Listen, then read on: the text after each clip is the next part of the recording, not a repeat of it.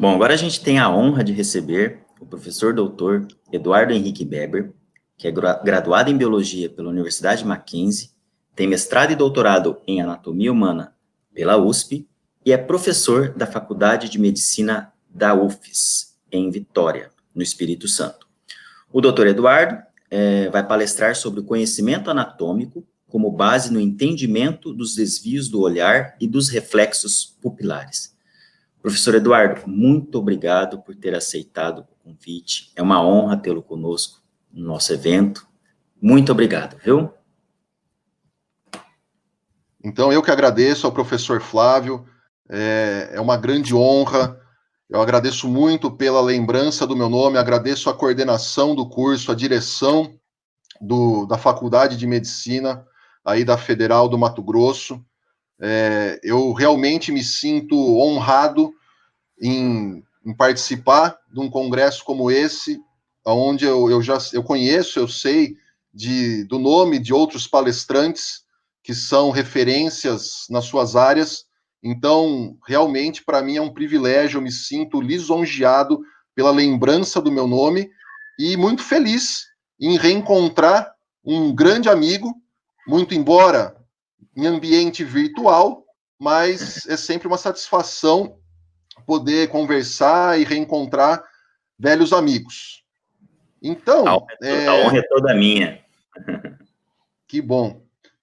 Então, já partindo para o material que eu selecionei para a gente bater esse papo hoje, como você já bem disse, o título, né, dessa apresentação, deixa eu só colocar aqui no apontador a laser que vai ficar melhor. Isso. O título dessa apresentação, desse bate-papo que a gente vai ter hoje, como você bem disse, é o conhecimento anatômico como base no entendimento dos desvios do olhar e dos reflexos pupilares. Evidentemente que o conhecimento anatômico ele não é a base só desse tipo de entendimento, de desvio de olhar e reflexo pupilar. Na verdade, o conhecimento anatômico é a base do curso de medicina e a base de qualquer curso da área da saúde.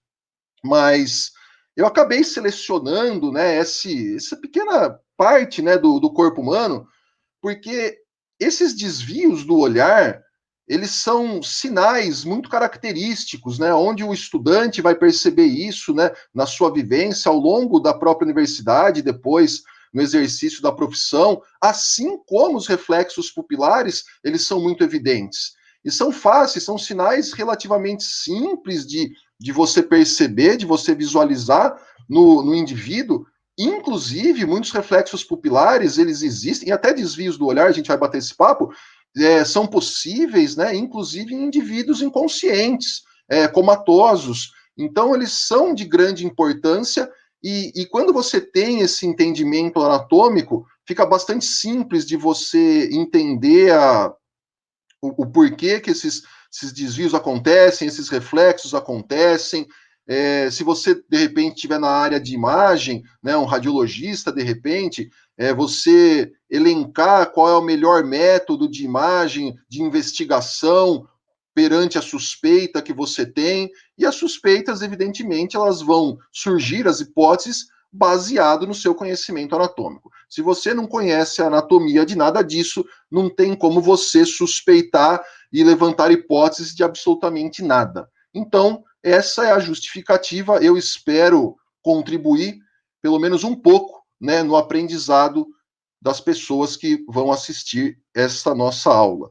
Então, para começar, eu adaptei um esquema de um artigo de 2003, bem interessante, ele é bastante simples, ele não é tão aprofundado, mas ele resume bem o nosso sistema visual. Então, partindo aqui de um objeto que você deseja observar, que você deseja ver, você tem um estímulo luminoso, evidentemente, a gente está falando de visão, então o estímulo é um estímulo luminoso.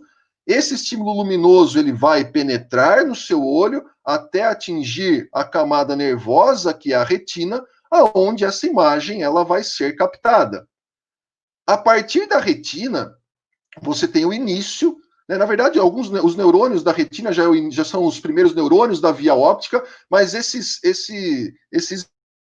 estímulos fotoluminosos, eles vão ser conduzidos para o cérebro, lá, né, a gente fala nos lábios do sulco calcarino. Se você realmente vai seguir a via óptica tradicional, que é o nervo óptico, o quiasma óptico, o trato óptico, o corpo geniculado lateral, a radiação óptica, até realmente chegar lá nos lábios do sulco calcarino, aonde você vai ter lá decodificação, integração, associações, aquela história toda de área primária, secundária, terciária, mas também você pode, a partir da retina, ter vias reflexas, que é o que, na verdade, vai interessar mais hoje, esse nosso bate-papo. E essas vias reflexas, elas acabam indo para o tronco encefálico. Elas não necessariamente vão alcançar o córtex cerebral. Muitos reflexos, na verdade, pelo menos os que a gente vai comentar hoje, eles são integrados no tronco encefálico. Então, é bastante interessante também essa questão das vias reflexas. E aí você já tem a parte da eferência. Então, seja lá partindo do centro dos centros, né, corticais da visão, que vão mandar os estímulos motores partindo, né, do córtex cerebral, então você tem lá um trato córtico nuclear, o nome já indica, esse estímulo ele vai para os núcleos motores somáticos, que você encontra lá no tronco encefálico, e a partir desses núcleos, que nada mais são do que os corpos dos neurônios, a partir dos axônios dos neurônios, que vão configurar os nervos motores de fato, esses estímulos chegarão aos músculos extrínsecos do bulbo do olho, que são aqueles que realmente movimentam e direcionam o seu olhar, e aí você tem, a partir da contração dessa musculatura extrínseca, você tem o posicionamento do olho da maneira que mais te favoreça a visualizar o objeto.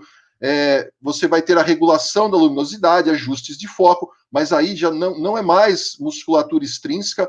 Quem vai fazer isso é a musculatura intrínseca do bulbo do olho, que regula a luminosidade, é a musculatura da íris. Ajustes de foco é o músculo ciliar, que vai atuar sobre a lente. Se a gente está falando de musculatura intrínseca, é musculatura lisa, então não mais são núcleos somáticos, são núcleos viscerais, que não são mais voluntários, são controlados, né, de maneira autônoma. Então, eu gosto desse esquema porque ele acaba englobando, de uma maneira simples, tudo que a gente vai falar hoje. Então, a gente vai falar aqui de vias reflexas, integração em tronco encefálico, a gente vai falar de núcleos, motores somáticos, viscerais, a gente vai falar de músculos extrínsecos, vai falar de músculos intrínsecos, vai falar bastante aqui dos nervos, né, dos nervos cranianos, do óculo motor, do troclear, do abducente. Então, para introduzir o assunto, eu acho que vale muito a pena esse esquema, que eu gostei bastante quando eu li esse artigo. Também vale a pena esse esquema porque você vê várias etapas onde tudo pode dar problema. Então, evidentemente, se você tiver aqui nessa parte de cima, que é a parte sensitiva, né, a parte aferente da coisa, você pode ter problema na retina? Pode, claro. Você pode ter algum problema na via óptica, né, tradicional ou em alguma via reflexa? Pode também. Você pode ter problema lá no córtex cerebral? Pode. Você pode ter problema no tronco encefálico? Pode. Aí já partindo para a parte aqui de baixo, na eferência, né, na resposta motora, pode ter no trato córtico nuclear, sim. Novamente, lá no tronco encefálico, que afete os núcleos também. Pode ser uma lesão periférica que acometa qualquer um desses nervos também, e pode ser inclusive uma lesão na própria musculatura. Você pode ter uma degeneração em alguma musculatura, enfim, que acometa tudo isso. Então, eu acho que fica bem claro para quando um aluno ele está estudando tudo isso e bate o olho num esquema desse, por mais simplificado que ele seja, ele percebe que são muitas etapas que precisam ser cumpridas para você ter o bom funcionamento desse nosso sistema visual. Eu vou acabar focando, até porque a gente não tem assim, não é o foco e nem tem tempo para isso, de ficar destrinchando todos os problemas que são possíveis em todas essas etapas. E, na verdade, eu nem teria a competência para falar disso tudo. né? Então, é mais no sentido de evidenciar a importância, como é o título, né, da nossa palestra, da nossa aula, evidenciar a importância da anatomia em todo esse sistema, principalmente, né, focando nos nervos cranianos, embora a gente vá falar dos núcleos também lá dentro do tronco encefálico, mas nos trajetos, nas relações que esses nervos apresentam e, evidentemente, conhecer a musculatura, a ação muscular, que é a base de tudo. Então, focando na anatomia, para nunca esquecer que ela é a base de tudo. Se você não conhecer a anatomia, vai ser muito difícil exercer a profissão. Então, iniciando pela musculatura extrínseca, antes de eu apresentar a musculatura propriamente dita, até para facilitar depois o entendimento das ações musculares, dois pontos precisam ficar bastante claros. Eu percebo muitas vezes nas aulas que os alunos eles têm dificuldades de entender algumas ações musculares, principalmente dos músculos oblíquos, porque eles não conseguem entender exatamente isso que eu vou explicar. São dois pontos fundamentais. O primeiro ponto é que nós, como o olho ele tem esse formato esférico, ele é subdividido em dois segmentos por uma linha imaginária que nós chamamos de equador, que está aqui representada. Essa linha imaginária ela é traçada num ponto, né, equidistante aos dois polos do bulbo do olho. O seu polo anterior, que é a extremidade mais anterior do bulbo do olho, lá na córnea, e a sua extremidade posterior, aqui na esclera, que é chamada de polo posterior. Então, equidistante a esses dois polos, nós temos uma linha imaginária chamada equador, que ela acaba sendo a nossa referência para subdividir o bulbo do olho em dois segmentos. Um segmento anterior ao equador e um segmento posterior ao equador. Eu já vi também alguma literatura mais antiga que chama de hemisfério, mas é mais comum chamar de segmento mesmo. Então, esse é o primeiro ponto.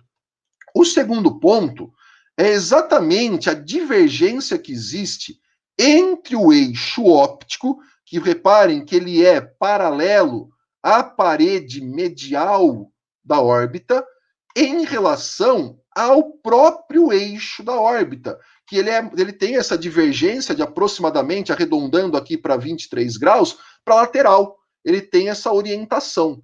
Então, esses dois pontos, o eixo da órbita sendo divergente do eixo óptico e essa subdivisão do bulbo do olho em dois segmentos, são fundamentais para você iniciar o estudo da ação dessa musculatura.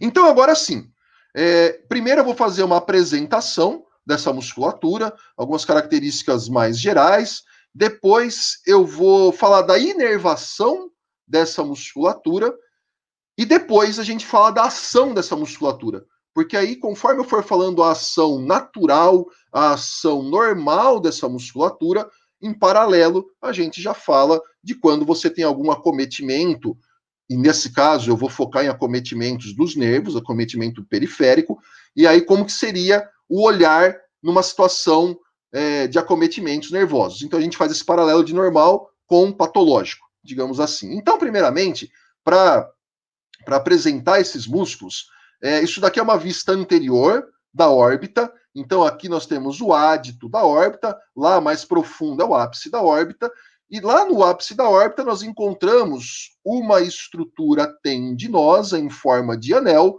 que acaba circundando o próprio canal óptico, uma parte da fissura orbital superior, e essa estrutura tendinosa, ela se chama anel tendíneo comum.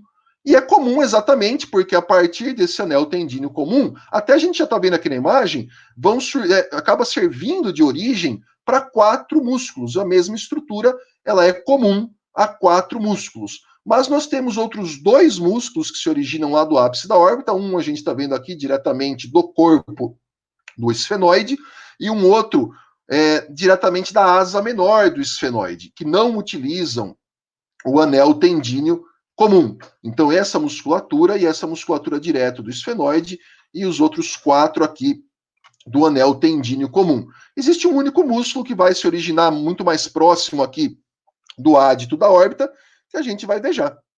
Então, agora apareceram os músculos, eles estão cortados, evidentemente, mas já é possível nós visualizarmos esses músculos e começar a nomeá-los. Então, primeiramente, os dois músculos que se originam lá do ápice da órbita, porém não do anel tendíneo comum, nós temos o levantador da pálpebra superior, que o nome, inclusive, já indica a ação dele, né? O levantador da pálpebra superior, evidentemente, vai elevar a pálpebra superior. Ele é o mais superior de todos, diretamente associado ao teto da órbita, e nós temos também o músculo oblíquo superior. O músculo oblíquo superior se origina do corpo do esfenoide, e ele segue anteriormente, mais ou menos aqui na transição do teto com a parede medial da órbita, ele segue anteriormente até o ádito da órbita, aonde ele vai, o tendão dele vai acabar mudando de direção bruscamente, e para essa mudança de direção ele utiliza essa estrutura que nós chamamos de tróclea, e ele vai mudar a sua direção e vai em direção ao segmento posterior, na parte lateral do segmento posterior do bulbo do olho. A gente já vai ver, ele tem uma série de imagens para ver isso. Então, esse daqui é o levantador da pálpebra superior e o oblíquo superior. Esse é o único músculo, né, o oblíquo inferior é o único músculo, como eu disse, que não se origina do ápice da órbita. Ele se origina bem próximo, aqui imediatamente, a hora que você atravessa o ádito da órbita, ele se origina aqui do assoalho da órbita, imediatamente lateral ao início do canal lacrimonasal, né? Aqui a fossa do saco lacrimal, e aí segue através do seu canal lacrimonasal. Então, imediatamente lateral a essas estruturas aqui do próprio assoalho da órbita, ele se origina, ele é diretamente associado ao assoalho da órbita, ele vai, inclusive, passar inferiormente a essa musculatura, que a gente já vai ver o nome, que é o reto inferior, e também segue de maneira oblíqua, ele tem um trajeto oblíquo, e vai lá para a região posterior, vai lá para o segmento posterior do bulbo do olho, na sua parte lateral.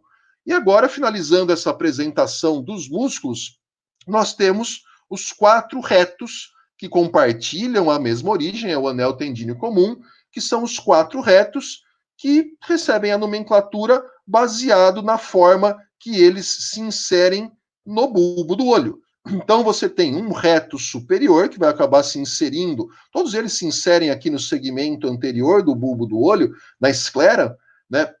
Então você tem aqui um reto superior, um reto medial, um reto inferior e um reto lateral. Não tem assim grandes dificuldades de entender essa distinção, o que é superior, inferior, medial, lateral. Quem tem familiaridade com anatomia, é bastante simples a compreensão desses termos. Aqui cortado, imediatamente superior ao reto superior, é o levantador da pálpebra superior. Como é bastante claro, é o único que não vai movimentar o bulbo do olho, ele vai em direção à pálpebra, como o nome dele já sugere. E eu até vou voltar, reparem que essa musculatura, todos eles, a maior parte, tem esse aspecto de fita. Eles têm esse aspecto de fita, eles correm em direção anterior para se inserirem aqui na esclera, ou se for os oblíquos, também na esclera, mas lá no segmento posterior. Eu tenho mais algumas imagens que facilitam esse entendimento, então essa agora é uma vista superior, o teto da órbita foi removido, foi dissecado, então imediatamente nós temos aqui o levantador da pálpebra superior, que é o mais superior de todos. Inclusive, reparem que ele está inserido no tarso superior, que é uma estrutura da pálpebra. Retirando o levantador da pálpebra superior, então cortamos ele. Aí sim nós temos já imediatamente inferior a ele o reto superior. Associado à parede lateral da órbita, nós temos o reto lateral. O reto, aqui, esse aqui é o oblíquo, né? Então vamos aqui primeiro para o oblíquo, depois para o reto medial. Então, o oblíquo superior, que muda a sua direção, né? O seu tendão, ele usa a tróclea para mudar a sua direção, abruptamente vir aqui para essa região, que é o segmento posterior, a parte lateral do segmento posterior. Até acho que, olha só, apareceu aqui até o equador, isso fica interessante. E agora ainda a gente limpou mais a imagem, E agora a gente vê o reto medial, diretamente associado à parede medial da órbita, e por transparência, nós visualizamos o reto inferior e também o oblíquo inferior, lembra lá, se originando do assoalho da órbita, contornando inferiormente o bulbo do olho, e para vir se inserir aqui também, muito próximo do oblíquo, da inserção do oblíquo superior, também aqui no segmento posterior, na sua parte lateral do bulbo do olho. Então, essa imagem e o próximo slide, eles são importantes para ficar bem claro para quem está estudando que os 4 retos, eles se inserem no segmento anterior do bulbo do olho, enquanto os 2 oblíquos, eles se inserem no segmento posterior do bulbo do olho. Uma vez que a gente tem o bulbo do olho, uma estrutura semelhante a uma esfera, já dá para entender, começar a imaginar qual será a ação deles. Mas, para ficar claro, né, para não ter nenhuma dúvida, uma outra vista, agora essa é uma vista lateral, a parede lateral da órbita foi dissecada, ela foi removida. Então, rapidamente, vamos lá. A gente tem aqui o reto lateral, a gente tem aqui o reto inferior, o oblíquo inferior, contornando inferiormente, né, o bulbo do olho, inclusive o reto inferior. Aqui, superiormente, associado ao teto da órbita, nós temos o levantador da pálpebra superior. Agora vamos retirar, para ficar fácil, isso. O reto superior, o oblíquo superior, né, bem associado à parede medial, na transição do teto com a parede, o oblíquo superior, usando a tróclea para mudar a sua direção e vindo aqui, ó, de novo, olha o equador aqui, essa linha pontilhada, vindo aqui para o segmento posterior do bulbo do olho, a sua parte lateral, e aqui o reto medial. Então, de novo, para ficar bem claro, os 4 retos se inserem no segmento anterior, enquanto os 2 oblíquos se inserem no segmento posterior do bulbo do olho, na sua parte lateral. Entendeu isso? É quase que uma dedução agora das ações. Porém, antes de ir direto para as ações, eu tenho que apresentar esse músculo. E eu vou, como eu disse, eu vou falar também da inervação. Mas esse músculo é importante, é uma peculiaridade, inclusive, porque são fibras de músculo liso. Todos esses músculos que eu apresentei são uma inervação somática, são originados dos miótomos preóticos. Porém, essa musculatura aqui que eu estou mostrando para vocês são feixes de fibras musculares lisas. Então, se a musculatura lisa é inervação autônoma. Essa musculatura, ela se origina, ela está diretamente associada ao levantador da pálpebra superior, ela se origina da própria aponeurose do levantador da pálpebra superior. Então, você tem alguns feixes de musculatura lisa que se originam dessa aponeurose do levantador da pálpebra superior e se destinam para o tarso superior. Essa placa aqui de tecido conjuntivo denso é o tarso da pálpebra superior. Então, é por isso que essa musculatura se chama músculo tarsal superior. Mas lembrando, é uma musculatura lisa, portanto, tem inervação autônoma. E a inervação, qual que é a divisão autônoma, né, que supre essa musculatura? É a divisão simpática. Guardem isso. A gente vai falar mais para frente dessa inervação simpática e dessa musculatura, do tarsal superior.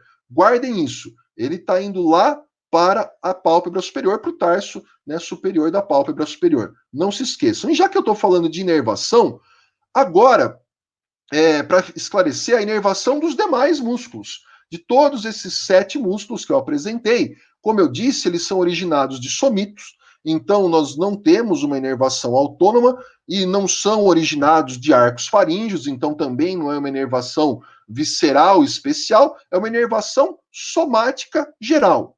E reparem que nós temos 3 pares, até na introdução já mencionei, nós temos 3 pares de nervos cranianos que suprem toda essa musculatura. O nervo óculo-motor, que é o terceiro par, ele é o grande protagonista. Ele supre 5 músculos dessa lista de 7. O nervo troclear, ele supre apenas um único músculo, que é o oblíquo superior, que é o músculo que utiliza a tróclea para ter aquela mudança na orientação do seu tendão. Então é por isso que o nervo se chama troclear. E aí, o único músculo que sobrou é o reto lateral, que é suprido pelo nervo abducente, que o nome também já é altamente sugestivo, né? Se você tem um nervo que se chama abducente, é porque ele vai suprir a musculatura que faz a abdução do bulbo do olho. Muito bem. Então, eu primeiro apresento na forma de tabela, porque eu acho que é uma maneira fácil, rápida, bem ilustrativa das pessoas perceberem, mas é claro que nós temos que chegar na imagem. E a imagem é que é bastante interessante também. Mas até a gente chegar na imagem lá desses nervos penetrando na órbita, a gente tem que lembrar aonde esses nervos se originam, que é a origem real desses nervos. E a origem real, como são todos neurônios motores, multipolares, a origem real está localizado o corpo desse neurônio, cujo axônio vai configurar o nervo, é lá dentro do tronco encefálico. Então, só para ilustrar, para as pessoas lembrarem, né, desses núcleos, dessas origens reais, que são chamadas de núcleos. Então, eu tenho aqui uma vista posterior do tronco encefálico. Essa linha pontilhada indica onde foi feito o corte. Então, primeiramente, eu tenho um corte bem alto, aqui no nível dos colículos superiores. Em vermelho, eu tenho representado a localização desses núcleos. Em amarelo também é um núcleo associado ao óculo motor, mas é o seu núcleo acessório, é o seu núcleo visceral. Então, reparem que eu tenho um corte transversal, passando justamente sobre esses 2 núcleos do nervo óculo motor, que é o que essa imagem aqui está mostrando. Isso daqui é uma imagem maravilhosa, é um corte transversal da altura do tronco encefálico, né, no mesencéfalo, aonde eu dei destaque exatamente aqui para esse conjunto de corpos de neurônios, cujos axônios eles vão realmente seguir e externalizar do tronco encefálico e vão configurar o nervo óculo-motor. Então, aqui em vermelho, eu tenho o núcleo do óculo-motor, que é o seu núcleo somático, e em amarelo, mais medial, inclusive, e também, isso aqui é uma imagem em corte, mas a gente tem que lembrar que esses núcleos eles são tridimensionais. Então ele é um pouco mais superior e um pouco mais medial que o núcleo do óculo motor. Aqui em amarelo é o núcleo acessório do óculo motor, o famoso núcleo de Edinger-Westphal. E, consequentemente, o axônio desses corpos neuronais, como eu já disse, são os axônios que vão configurar o nervo óculo motor. Reparem que o nervo, portanto, ele tem uma parte dele que está dentro do próprio tronco encefálico. Mesmo sendo axônio, tudo bem, mas você tem um trajeto de axônio dentro do próprio tronco encefálico, que a gente chama de segmento no tronco encefálico. Né? São vários segmentos, né? Ao longo do trajeto do nervo, ele vai passando por uma série de locais e aí a gente consegue estudar ele em segmentos. Então, o segmento inicial do nervo oculomotor, de qualquer nervo desses, né? Então, até vou mudar a imagem, só porque é uma questão ilustrativa. Olha só como o corte desceu agora, exatamente aqui para um nível da ponte, quase que a transição, né, da ponte para o bulbo, do sulco bulbo pontino, que está então passando exatamente sobre o núcleo do abducente. Então, novamente, o corte está aqui é a imagem exatamente desse corte, com destaque para o núcleo do abducente. É até interessante essa imagem, que não tem nada a ver com esse momento, mas aqui é o núcleo do facial, que contorna o núcleo do abducente, dá origem ao famoso colículo facial, quando a gente observa aqui no assoalho do quarto ventrículo. Mas voltando aqui, então a gente tem aqui os corpos neuronais configurando o núcleo do abducente e os seus axônios configurando o nervo em si. E reparem que existe um trajeto desse nervo, esses axônios eles têm um trajeto ainda dentro do tronco encefálico. Então, sempre que você tem esse trajeto ainda no interior do tronco encefálico, a gente chama que é o segmento do nervo presente no tronco encefálico. Por que que isso se faz importante? Ora, você pode ter acometimento central, que vai ser repercutido claramente em desvios do olhar. Então você pode ter tumor, você pode ter problemas vasculares, você pode ter uma série de síndromes que acometem o tronco encefálico, algumas delas até, acho que todo mundo acaba estudando a neuroanatomia pelo Ângelo Machado, então tem um capítulo lá que descreve brevemente algumas, mas são muitas, quem se aprofunda no assunto sabe que são muitas, e claramente, se você tem um acometimento do tronco encefálico, fatalmente você vai ter um acometimento do próprio núcleo e também, provavelmente, você vai ter do nervo, desse segmento do nervo dentro do tronco encefálico. Aí depende do acometimento, da síndrome, que parte do tronco encefálico que está sendo acometida. Mas tem que lembrar desse trajeto inicial no próprio tronco encefálico, que pode ser um problema central. Ah, não tem nada periférico, mas está tendo desvio de olhar. Então, é quando eu falei, chamei essa atenção. Você tem que entender os trajetos para você começar a pensar, para você começar a raciocinar. Então, esse segmento encefálico, muito embora seja pequeno, ele existe. Partindo para um próximo segmento, agora já naquela origem encefálica, origem aparente dos nervos cranianos, é aquele momento que ele se externaliza, ele deixa realmente o tronco encefálico e vai seguir o seu trajeto até o órgão-alvo. Então, aqui eu dei destaque exatamente para o óculo motor, que se origina lá da fossa interpeduncular, entre os dois pedúnculos cerebrais. Nós temos aqui do sulco bulbo pontino, bem anterior, imediatamente superior às pirâmides, o nervo abducente, e chegando, contornando aqui o tronco encefálico, nós temos o troclear, que é o único par de nervo craniano. Eu vou até voltar uma imagem, porque aqui, olha só, é o único par de nervo craniano que se origina da região posterior do tronco encefálico, imediatamente inferior aos colículos inferiores, né? Entre os colículos inferiores e o véu medular superior do quarto ventrículo. Então, se originando aqui, eu tenho os dois trocleares, eles vão contornar todo o mesencéfalo em direção anterior, porque o objetivo é a musculatura da órbita, que está lá na frente, então eles têm que contornar o mesencéfalo para chegar no órgão-alvo, que são os oblíquos superiores, como nós já vimos. Então eles estão chegando aqui, contornando o tronco, o mesencéfalo, o tronco encefálico. Agora, essa é a imagem clássica que todo mundo acaba estudando e vendo na anatomia, porém, não podemos esquecer, né, que esse início, logo que eles emergem do tronco encefálico, eles estão mergulhados no líquido cérebro-espinal.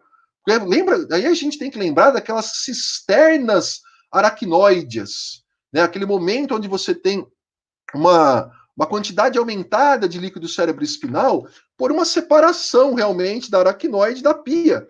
Então é o que acontece muito aqui no tronco encefálico, tem uma série de cisternas, inclusive elas acomodam também lá no líquido cérebro-espinal a vascularização, como todo mundo sabe, e então eles têm esse início de trajeto, logo que eles emergem no tronco encefálico, em algumas cisternas. Então, por exemplo, o óculo motor, ele tem lá na cisterna que leva o nome da mesma fossa, é a cisterna interpeduncular. Depois nós temos aqui o abducente, é a cisterna pontina, tem gente que chama de cisterna ponto cerebelar, enfim. O troclear, lá na parte posterior, é a cisterna colicular, mas enfim, todos eles têm esse início aparente, né, porque o início real a gente já viu lá nos núcleos, esse início aparente, esse segmento no interior de algumas cisternas, com íntima relação com os vasos. E quem estuda anatomia sabe que vasos, o que mais tem é variação anatômica. Então você pode, inclusive, ter variações anatômicas na disposição desses vasos que vão dar problema já aqui nesse segmento cisternal, vão acabar tocando, comprimindo alguns desses nervos. E isso, a literatura é bastante extensa em relação a isso. Mas eu trouxe para vocês, isso aqui é uma imagem interessante, também exatamente para exemplificar uma vista superior. Então, aqui é o mesencéfalo, foi uma vista para exemplificar essa relação íntima que você tem dos nervos com os vasos, chamando muito atenção aqui para o óculo motor. Esse é o nervo óculo motor e esse é o segmento cisternal dele, porque aqui ele já vai penetrar no próximo segmento dele, que é no interior do seio cavernoso. Então, esse segmento cisternal, repara a íntima relação que ele tem com esses vasos. Então, essa é a cerebral posterior e essa é a cerebelar superior. Consequentemente, se essa é a cerebral posterior, essa é a comunicante posterior. Quem lembra, né, do círculo arterial do cérebro? Essa é a comunicante posterior, que é praticamente paralela ao óculo motor. Reparem também que esse daqui é o tentório do cerebelo, e essa é a incisura do tentório, que existe justamente para permitir a conexão, né, do tronco encefálico com o cérebro. Mas a gente não pode esquecer, então reparem que o óculo motor está praticamente no mesmo nível aqui dessa margem aqui da incisura do tentório. E a gente não pode esquecer que exatamente aqui você tem o final do giro parahipocampal e o uncus, né, aquele gancho, né, que ele se dobra sobre si mesmo, que é o uncus. Então, quando eu falo de conhecer as relações anatômicas, é disso que eu estou falando. Relações anatômicas com vasos, relações anatômicas com estruturas que estão na região. Por que eu falo isso? Olha só, primeiro em relação ao vaso, é uma situação bastante descrita na literatura. Quando você tem um aneurisma da artéria comunicante posterior. Como eu acabei de mostrar no outro slide, o nervo oculomotor e o vaso, eles têm um trajeto praticamente aí paralelo, né? Vamos simplificar dessa forma. Então, é bastante descrito na literatura aneurismas da comunicante posterior que acabam comprimindo parte do nervo oculomotor.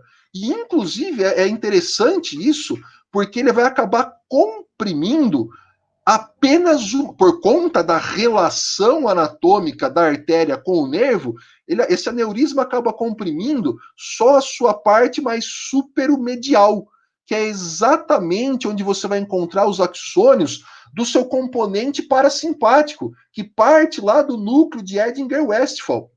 Então, você vai ter um acometimento do nervo, mas, consequentemente, dessas fibras parasimpáticas que vão lá para a musculatura da íris. E, na verdade, você vai ter um sinal, a gente vai comentar mais para frente, você vai ter um acometimento pupilar, que, na verdade, vai ser a dilatação pupilar. A gente vai ver mais para frente que essas fibras parasimpáticas, elas são responsáveis pela constrição da pupila. Então, como elas estão acometidas, você tem exatamente o efeito oposto, pela incapacidade de comprimir, né, de reduzir o diâmetro da pupila. Então, essa é uma situação que pode acontecer por conta de aneurismas. Mas também você pode ter situações que não tem aneurisma nenhum. Você tem simplesmente uma doença vascular do próprio nervo. Então, se a gente lembrar, né, daqueles conceitos que é o vasa nervorum, né, porque são os vasos dos nervos. Então, você pode ter algum problema, algum acometimento, até problemas de glicemia, né? A literatura relata com uma certa frequência problemas de glicemia, mas pode ser de qualquer outra natureza, mas que acometam aqui o suprimento do nervo, e aí essa parte mais central dele acaba sendo prejudicada, é mantida essa parte mais periférica, que, como eu disse, é a localização, né, a superomedial, a localização das fibras parasimpáticas.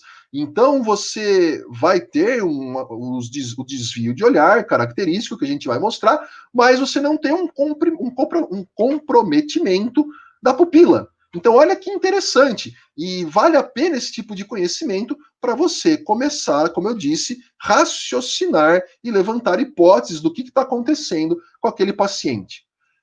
Como eu disse, eu chamei a atenção também lá para o final do giro parahipocampal e para o uncus, e todo mundo que acaba estudando um pouco de neuroanatomia e meninges acaba estudando as hérnias e também as hemorragias, os hematomas. Então é um exemplo muito clássico quando você tem o rompimento da meninge média, da artéria meninge média, e isso normalmente acontece em fraturas do crânio aqui na região do pitério, é um exemplo muito clássico, então, porque a meninge média transita, um ramo dela, o ramo anterior transita exatamente profundo ao pitério, mas você tem um extravasamento de sangue, e aí você começa a ter essa coleção de sangue entre a face interna do crânio e a dura mater, começa a comprimir tudo, começa a aumentar a pressão intracraniana e você começa a ter o aparecimento das hérnias. E uma estrutura que pode se herniar é o uncus. Lembra que ele está exatamente do lado do óculo motor. Então, quando você tem hérnia de uncus, é muito provável que o óculo motor, você vai ter algum sinal envolvendo, né, posicionamento, algum sinal que envolva a inervação do óculo motor. É muito comum isso acontecer? Sim. Né? Então, se você chega lá, tem uma pessoa que teve um trauma, né, tem bateu a cabeça muito forte, e aí você já está vendo algum sinal de desvio de olhar característico de lesão de óculo motor, você já tem um início para você começar a raciocinar. É claro que ninguém vai bater olho para o paciente e bater o martelo. Não, você tem isso. Isso daí é house. Isso aí é na televisão, é seriado. Claro que tem várias etapas, tem ritos que precisam ser cumpridos. Um exame de imagem bem feito é sempre fundamental, mas é o início da coisa. É nesse sentido que eu quero mostrar para vocês a importância da anatomia, de se conhecer essas relações para você iniciar o seu raciocínio. E como eu disse, depois que ele então atravessa o seu segmento cisternal, todos eles, tanto o óculo motor, como o abducente, como o troclear que está aqui, todos eles vão ter um segmento que nós chamamos de segmento cavernoso, que é um trajeto, eles atravessam de posterior para anterior no interior do seio cavernoso. Então, também agora um corte, vou mostrar para vocês uma imagem clássica também de um corte coronal do seio cavernoso. Essa é uma imagem também que praticamente todos os atlas na anatomia trazem.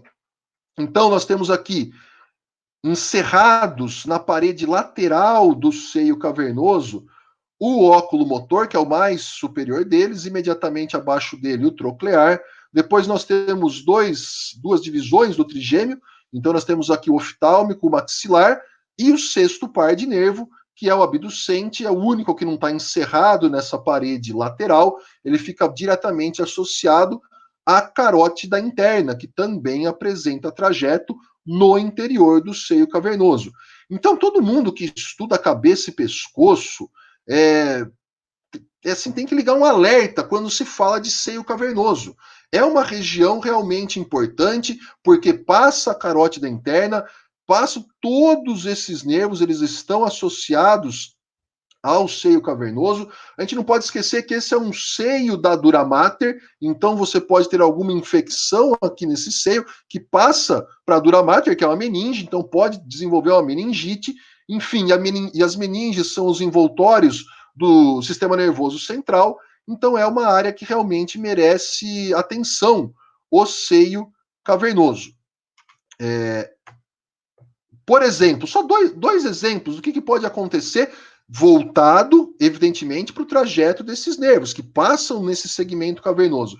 Então você pode ter aqui, de novo, um aneurisma. Naquele momento a gente tinha falado de um aneurisma aqui no seu segmento cisternal, mas você pode ter um aneurisma da própria carótida interna, e aí ela acaba comprimindo um, dois ou todos esses nervos que passam pelo interior do seio cavernoso, e aí são todos os sinais que você tem que observar do seu paciente, e nessa outra situação é um trombo, é uma trombose do seio cavernoso. Provavelmente, né, quem lembrar da drenagem, né, das veias oftálmicas, da superior e da inferior, que drenam diretamente para o interior do seio cavernoso, mas essas veias se anastomosam com veias da face, e elas não possuem válvulas, então é muito, muito possível que esse fluxo sanguíneo seja invertido e esse sangue flua para o interior lá da superfície para o interior do seio cavernoso, o que é muito perigoso de trazer infecções aqui dessa região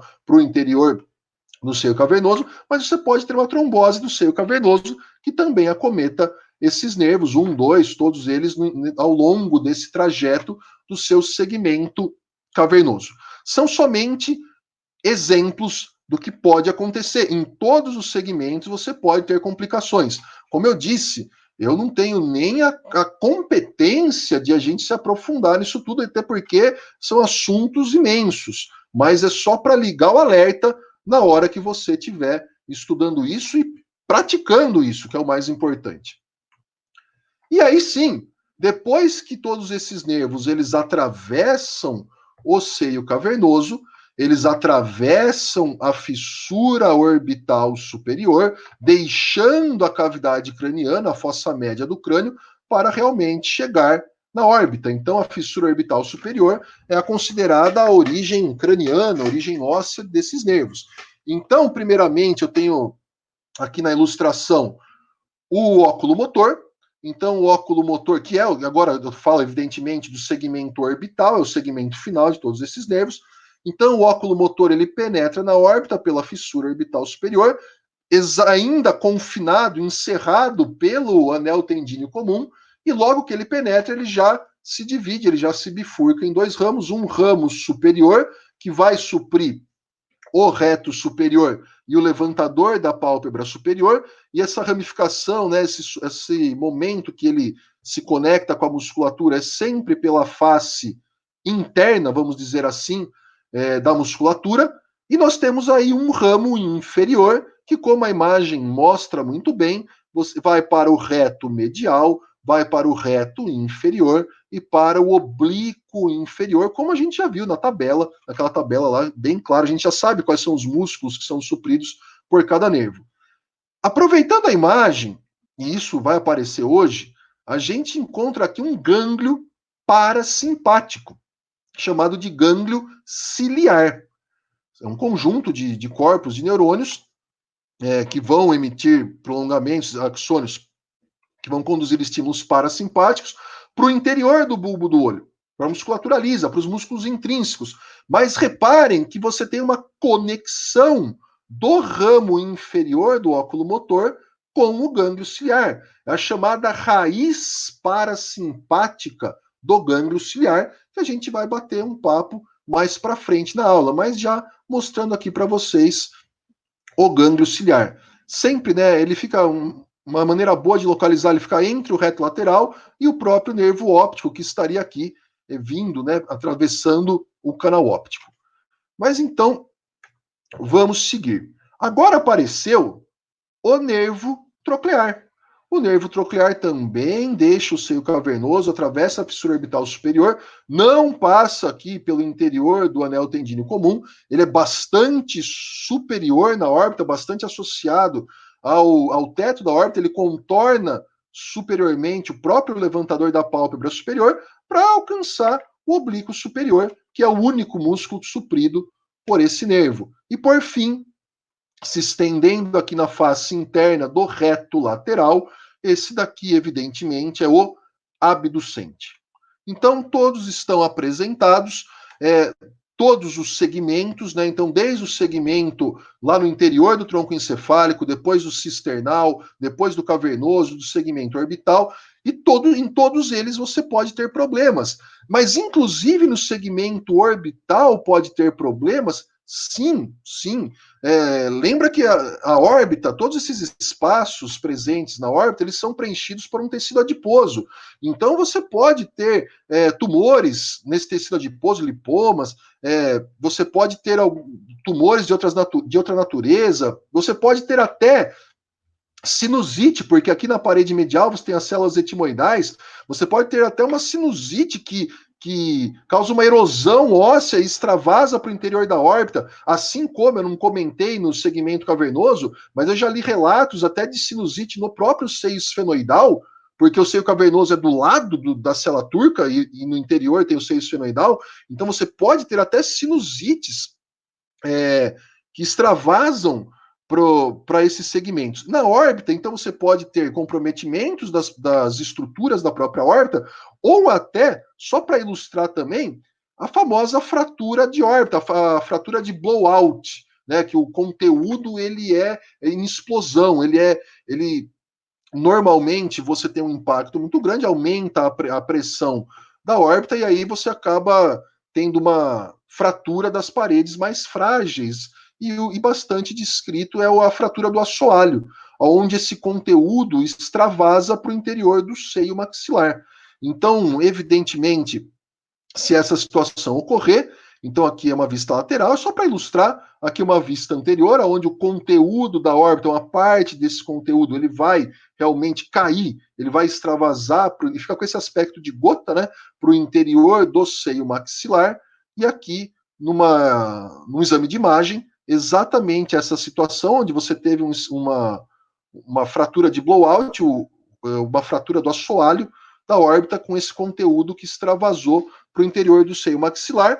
Claramente, isso pode acometer algum nervo. Quem está passando mais aqui embaixo são ramos do maxilar, mas também passa o ramo inferior do óculo motor. Mas mesmo que você não tenha nenhum acometimento nervoso, você pode ter problema, assim, bom, claramente o posicionamento do olho já vai ser alterado, é distopia, né? Você tem uma estrutura colocada numa região anormal, isso claramente.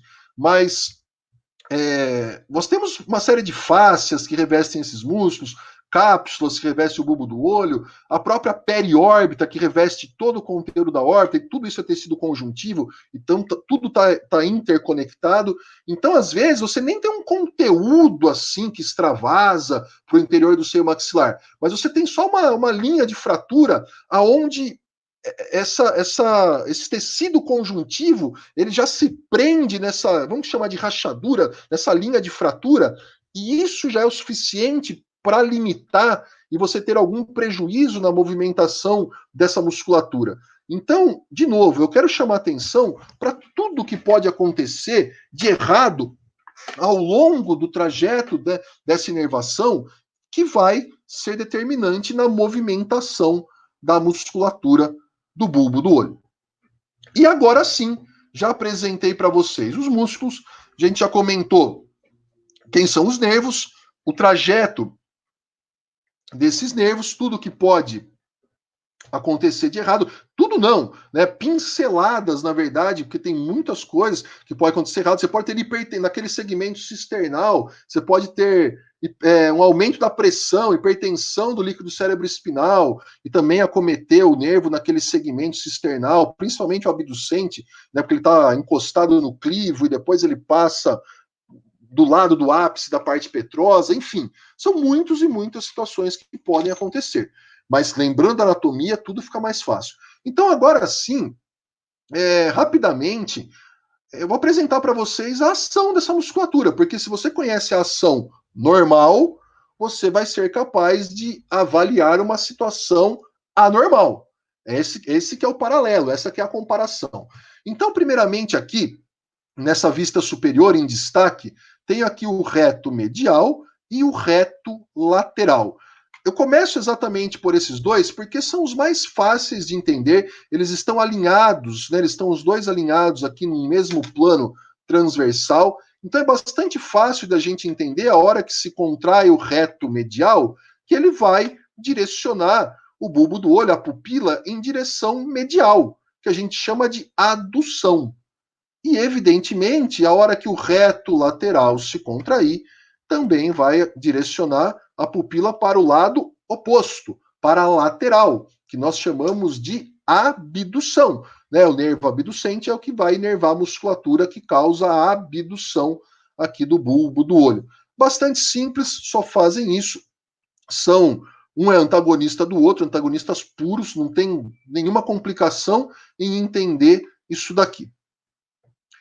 Partindo agora para o reto superior e o reto inferior, que também eles estão verticalmente, eles estão alinhados entre si, não tem muito segredo, desde que você se lembre que o eixo óptico é divergente, é diferente do eixo da órbita, que eu comentei lá no início. Por que eu falo isso? Se você tivesse a linha, né, o vetor aqui de tração da musculatura exatamente paralelo ao eixo óptico, o reto superior, ele puramente ia elevar o olho. Ah, tudo bem, ele aponta o olho aqui para superior. Ok, mas não é só isso. Ele tem essa orientação medial, porque a origem dele é aqui no ápice da órbita, ele acompanha exatamente o eixo da órbita.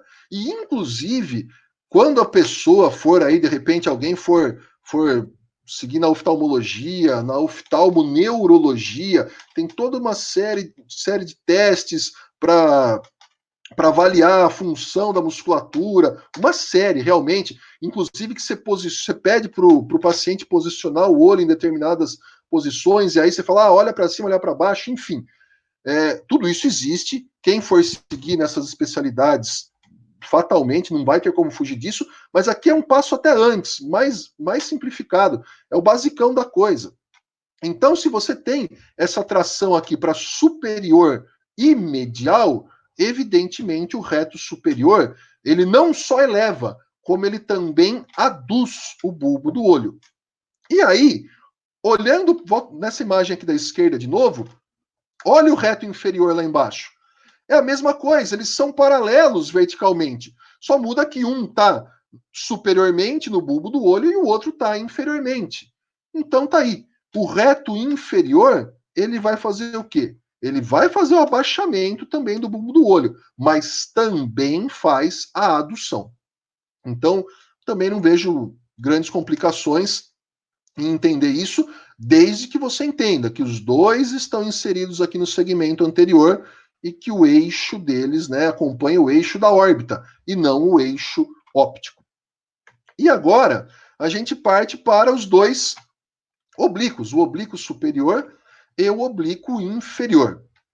Então, primeiramente, o oblíquo superior, ele se origina lá do ápice da órbita, segue o seu trajeto aqui, quase que na transição do teto com a parede medial, utiliza a troca, que é considerada a origem funcional do músculo, muito embora a origem anatômica seja aqui, essa é a origem funcional, e o seu tendão muda de direção agora para se inserir aqui na parte lateral do segmento posterior do bulbo do olho. Isso é fundamental. Quando ele se contrai, portanto, ele vai tracionar esse segmento posterior e essa parte lateral para superior e para medial. E como a gente está falando de uma esfera, consequentemente, o segmento anterior ele vai assumir exatamente o papel oposto do segmento posterior. É uma esfera. Então, o oblíquo superior ele vai fazer o quê? Abaixamento e abdução. Essa aqui é a vista do segmento anterior. Por quê? Porque o segmento posterior, ele é aduzido, ele é puxado para a medial e ele é elevado. Então, de novo, o que a gente vê aqui, de fato, é o oposto, né? Porque a gente está falando de uma esfera. E, consequentemente, se você entende esse raciocínio, você entende do oblíquo inferior, porque eles também são paralelos, né, entre si. O oblíquo inferior ele contorna o bulbo do olho, se insere muito próximo, e o raciocínio é exatamente o mesmo. A gente está falando de uma esfera, e ele, como ele se insere aqui no segmento posterior, na sua parte lateral, evidentemente ele vai causar uma elevação e a abdução também do bulbo do olho. Com isso, eu gosto muito dessa imagem, eu acho que é a imagem assim chave que tem que ficar na cabeça de todo mundo, principalmente quando a gente está com a cabeça parada, a gente vai falar disso, a cabeça está parada, ela não está se movimentando, e a gente está partindo do que a gente chama de posição primária do olhar, né, que é o da posição anatômica. Lembra daquela lá, a posição anatômica, o olhar para o horizonte? É a posição primária do olhar, PPO. Então, nós só conseguimos manter essa posição primária do olhar, que é o olhar da posição anatômica, graças à contração tônica de todos esses músculos. E aí, você já consegue deduzir o que eu vou falar. se você tem um desequilíbrio na contração tônica de qualquer um desses músculos, você vai ter um desvio de olhar, que é o título da nossa aula. Então, essa é uma imagem muito emblemática, ninguém pode esquecer dessa imagem, porque é muito fácil você observar que com a cabeça parada, partindo aí da posição primária, que músculo é antagonista de quem. Então, olha só, reto superior, oblíquo superior. Oblíquo inferior, reto inferior. Reto medial, reto lateral. Entendeu isso? Entendeu que a gente tem um equilíbrio de contrações tônicas para manter essa posição primária do olhar? Acabou o problema. Então, é exatamente aonde eu vou chegar. Porém, eu ressaltei que essa imagem, ela parte com a cabeça parada, que é da posição anatômica também. Mas, felizmente, né, a anatomia é tão maravilhosa que você tem um fenômeno, um reflexo, que é bastante conhecido como reflexo de olhos de boneca, que permitem que você mantenha o seu olhar focado em determinado objeto, né, com as duas com os dois eixos ópticos alinhados, né, com as duas, a gente chama de fóvea central, uma estrutura da retina, com elas alinhadas no mesmo objeto, mesmo que a cabeça esteja se movimentando. E isso é muito claro. Então você consegue focar um objeto e você consegue exatamente igual essa imagem está mostrando. Aqui é com a cabeça parada, focando um objeto. Mas depois você percebe aqui que a criança ela tem a cabeça dela movimentada para os lados, né, para os dois lados, e olha o que acontece com o olhar. O olhar ele muda, né? O posicionamento do olhar ele muda automaticamente de maneira reflexa para manter esse olhar alinhado e o foco naquele objeto de desejo. Então isso é o chamado reflexo de olhos de boneca, porque o olhar ele vai para o lado oposto da onde você está posicionando a sua cabeça, para compensar isso daí. Então, se você olha para cima, o olhar, você quer manter o foco, então vou tentar manter o foco aqui para minha câmera. Então eu olho para cima, o meu olhar está lá no foco. Agora eu direciono a minha cabeça para baixo, automaticamente o meu olhar ele tem que se elevar para manter o foco. E aí, inclusive, você pode ter esses reflexos aí, essa movimentação dos olhos de boneca, quando você tem a movimentação lateral da cabeça, quando você faz essa flexão lateral, aproxima a cabeça do ombro. Isso acontece, e aí são outros movimentos que eu vou apresentar para vocês, que são movimentos do bulbo do olho ao redor de um eixo antero-posterior. Você vai falar, nossa, mas antero-posterior, então o olho ele vai se torcer? Sim, é um movimento chamado de torção. Então, e é o mesmo raciocínio do olhos de boneca. Então, se você movimentar a cabeça para a lateral, e aqui eu coloquei essa marcação vermelha no olho, para vocês conseguirem entender o raciocínio, reparem, ó, vou até voltar.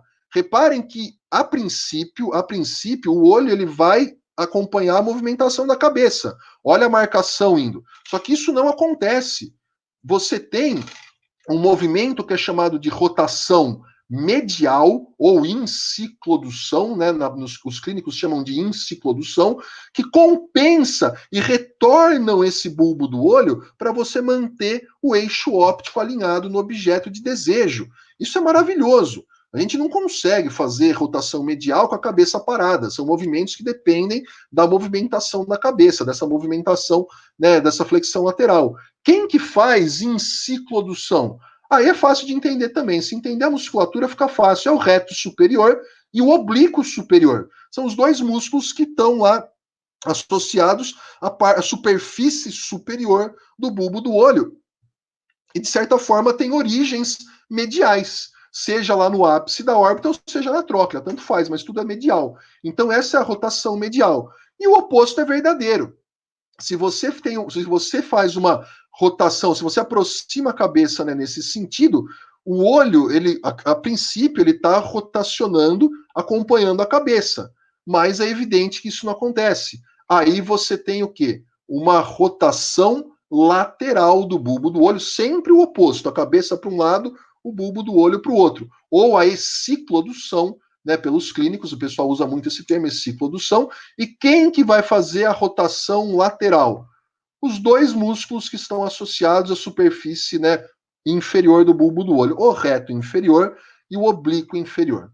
Então é bastante fácil da gente entender esse fenômeno, vamos dizer assim, dos olhos de boneca, e que é fundamental para que isso aconteça, porque a gente, a todo momento, a gente está movimentando a nossa cabeça e o olho ele tem que realmente se ajustar, essa movimentação no olhar, não é o olho, a movimentação na musculatura tem que se ajustar para manter os nossos eixos ópticos alinhados no objeto de desejo. Agora, como que tudo isso é possível?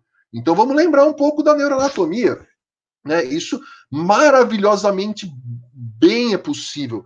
Tudo começa onde? Lá nos receptores do posicionamento da cabeça. Lá dentro, né, dos canais semicirculares, das ampolas dos canais semicirculares, você tem esses receptores do posicionamento da cabeça.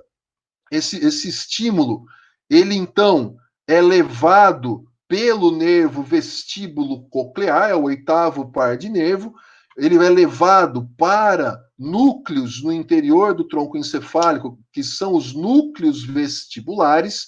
Evidentemente, quando você estuda essas vias vestibulares, esses núcleos vestibulares, eles dão uma série de eferências, inclusive para o cerebelo, se tiver que corrigir algum movimento, que você vai cair, tropeçou alguma coisa, e aí você tem eferências que descem para a medula espinal, para a musculatura, principalmente a musculatura mais axial, musculatura extensora, mas não é o foco. Então, eles levam esse posicionamento da cabeça para esses núcleos vestibulares e associados, uma das referências desses núcleos vestibulares é o chamado, o famoso fascículo longitudinal medial, que são fibras de associação que você tem, longitudinais, como o nome diz, bem próximas da linha mediana, imediatamente à frente do aqueduto do mesencéfalo. Então, essas fibras de associação, realmente elas associam os núcleos, não só eles, mas principalmente esses núcleos motores dos nervos que suprem os músculos extrínsecos do bulbo do olho, que é o núcleo do óculo motor, o núcleo do troclear e o núcleo do abducente aqui na ponte. Então, graças a essa integração, você tem a sensação, a sensibilidade do posicionamento pelo vestíbulo coclear, que é o oitavo par, dos núcleos vestibulares você tem essa conexão dessa sensibilidade, desse posicionamento com os núcleos motores dos nervos cranianos. E aí, evidentemente, esses ajustes, né, essa conjugação do movimento da sua cabeça com a movimentação do bulbo do olho é possível. Então, vale a pena saber disso tudo, porque esse reflexo aqui, eu vou até voltar o slide, esse reflexo dos olhos de boneca, ele é possível ser realizado, inclusive em paciente inconsciente. É claro que se você tiver uma suspeita que a pessoa está inconsciente por conta de algum trauma na coluna, né, principalmente a coluna cervical, é totalmente não recomendável que você pegue e comece a movimentar a cabeça da pessoa, porque isso vai piorar a situação. Mas se você não tem, você descartou qualquer suspeita de trauma, um AVC, por exemplo, é muito característico, a pessoa está desacordada, você pega a cabeça e movimenta, e o olhar, ele tem que realmente apresentar esse reflexo dos olhos de boneca, o que sugere que você tem toda essa parte neurológica íntegra. Né? Então você tem aqui o oitavo par está íntegro, principalmente essa parte do tronco encefálico, da ponte e do mesencéfalo, onde você tem esses núcleos todos, né? No mesencéfalo, na ponte, e boa parte do fascículo longitudinal medial, tudo isso daí está íntegro. Né? E, consequentemente, esses nervos aqui também têm que estar íntegros para poder chegar na musculatura. Então, é um tipo de reflexo que vale a pena você conhecer e saber o fundamento anatômico dele, exatamente porque você testa de uma maneira simples, inclusive em paciente inconsciente. Tá bom? E agora, como eu disse, eu apresentei para vocês a movimentação natural da musculatura, as ações normais, e agora é só a gente ter um raciocínio bastante simples para entender essas situações aqui que eu estou propondo para vocês. Então, se você tem aparentemente uma lesão de abducente, seja ela completa ou parcial, né? Se for uma lesão completa, você vai ter uma plegia da musculatura, você vai ter uma paralisia da musculatura, e se for incompleta, é só um enfraquecimento, é o chamado paresia, tá? Então, olha só, se você tem aqui uma lesão do nervo abducente, a gente tem que lembrar que o nervo abducente, ele inerva o músculo reto lateral. Portanto, a gente descarta esse reto lateral da nossa imagem. E aí é só a gente ir anulando os vetores aqui. Olha só, o reto superior se anula com o oblíquo superior, porque todo o óculo motor está ok, o troclear está ok, então esse anula com esse anula com esse, e aqui a gente tem um problema, porque o reto medial é inervado pelo óculo motor, que está íntegro, porém o reto lateral é pelo abducente, que é a situação que eu estou propondo. Aqui, claramente, a gente vai ter um desequilíbrio no tônus muscular, e, portanto, espera-se, é muito característico, que quem tem lesão do nervo abducente, algum comprometimento do abducente, seja em qualquer segmento dele, né, ele vai ter esse posicionamento aqui do olhar. É o olho desviado para medial, né, muito conhecido como estrabismo convergente, tá bom? Então isso daqui é o posicionamento, né, de quem tem essa situação aqui, uma proposta de lesão do nervo abducente. E aí você pode até tentar avaliar, é claro, você não vai bater o olho e dar o diagnóstico, como eu disse, você tem que fazer uma série de testes, exames e tudo mais, mas coisas simples que você pode fazer. Então aqui, partindo da posição primária, reparem que a lesão está aqui no olho esquerdo, claramente ele está desviado para medial. Mas aí você pode pedir, por exemplo, para o paciente, nesse caso, né, é um exemplo que eu estou dando, olha para um lado e olha para o outro. Nesse caso aqui, olhar para a direita, ele consegue. Ele consegue. Por quê? Porque aqui ele está usando o reto lateral do outro olho, que está íntegro. E aqui ele está usando o reto medial, que é do óculo motor, que também está íntegro. Porém, para confirmar a sua teoria que a lesão é do abducente, seria fácil. Você pede para ele olhar para a esquerda. Então aqui ele consegue olhar para a esquerda com esse com o olho direito, porque aqui é o reto medial, porém com o olho esquerdo ele não vai conseguir, porque aqui envolveria exatamente o músculo reto lateral, que é inervado pelo abducente, que é o que está sendo proposto aqui como uma lesão. Então, de uma maneira bastante simples, se você entende a anatomia da musculatura, a ação muscular, se você entende os nervos, a inervação, você consegue fazer tudo isso que eu estou falando de uma maneira bastante simples. Partindo agora, vamos para outra situação proposta, de um nervo troclear. O raciocínio é o mesmo. O nervo troclear, ele inerva o músculo oblíquo superior, que vai dar exatamente esse posicionamento aqui do bulbo do olho.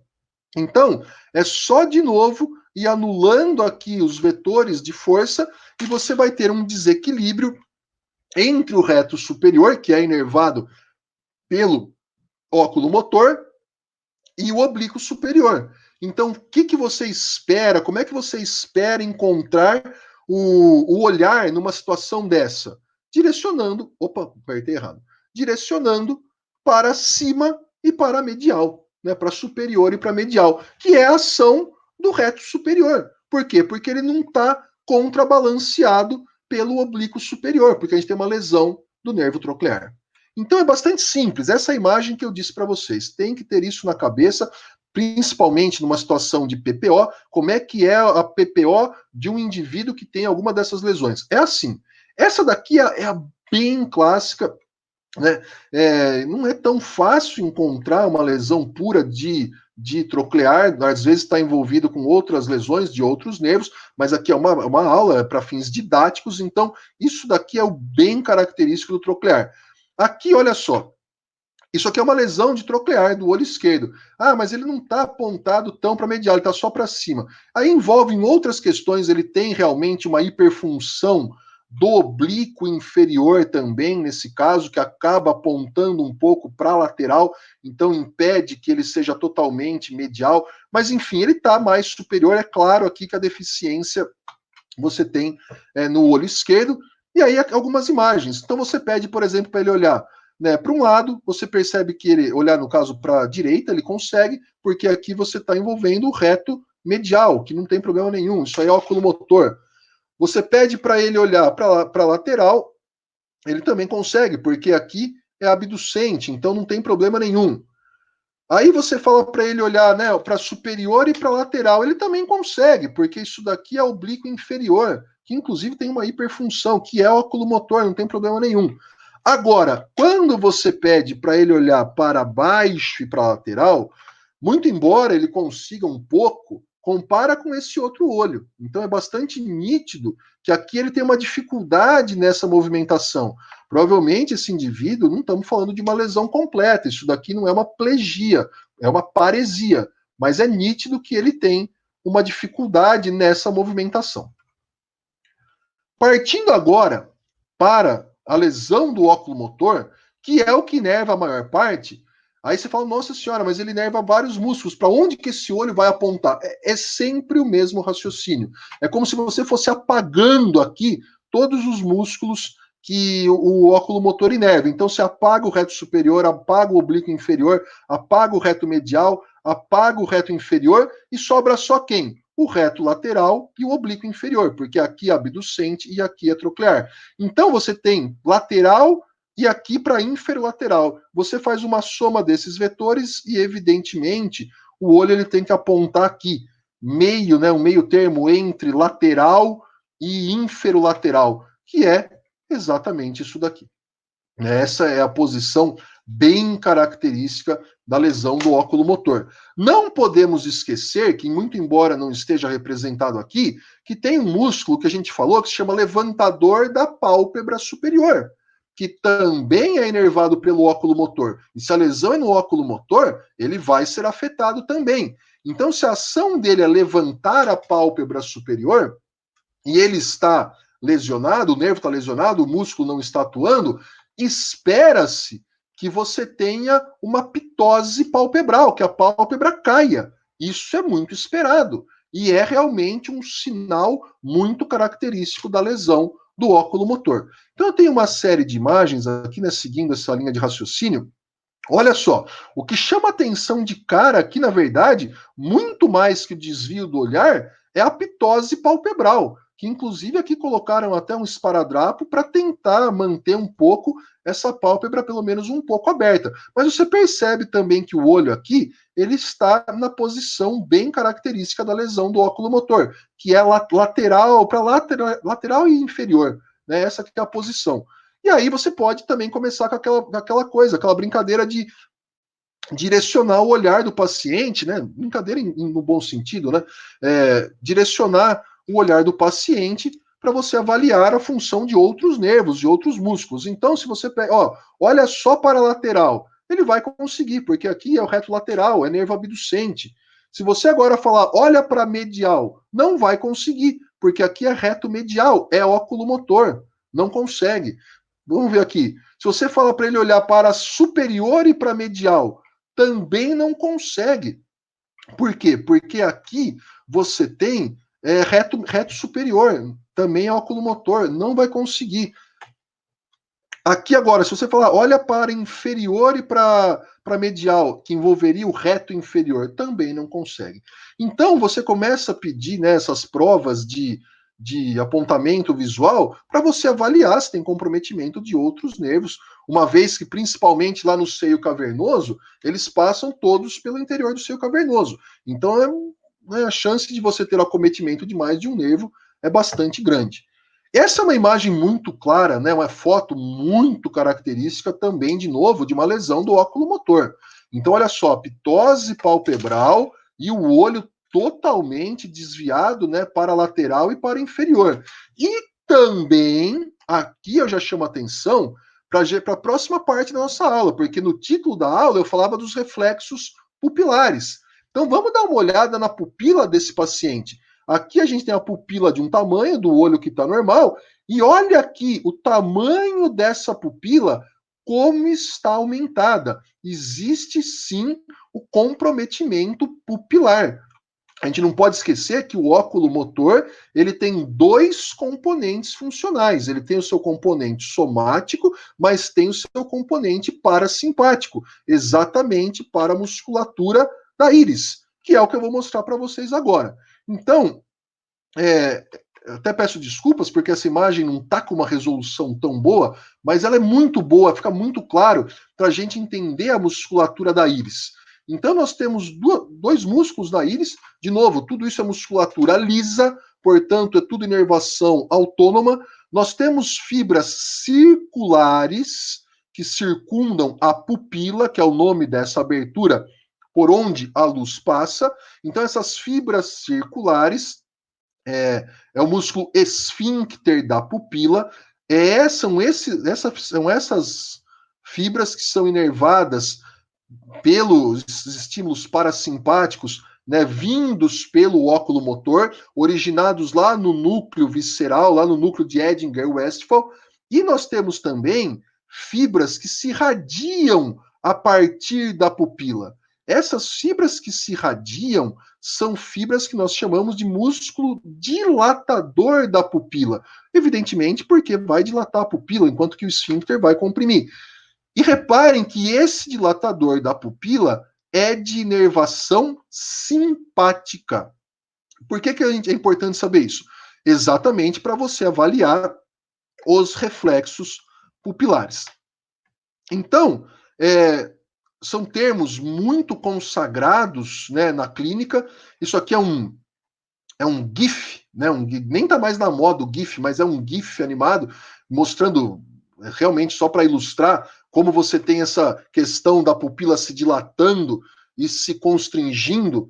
E aí os termos muito clássicos consagrados na literatura, quando você tem a constrição da pupila, você tem a miose, que é uma ação parasimpática, e quando você tem a dilatação da pupila, normalmente isso acontece em ambientes escuros, de pouca luminosidade, a pupila se dilata por uma ação simpática que é chamada de midríase. Então, miose e midríase são termos muito consagrados que todo mundo vai acabar ouvindo em algum momento aí da faculdade.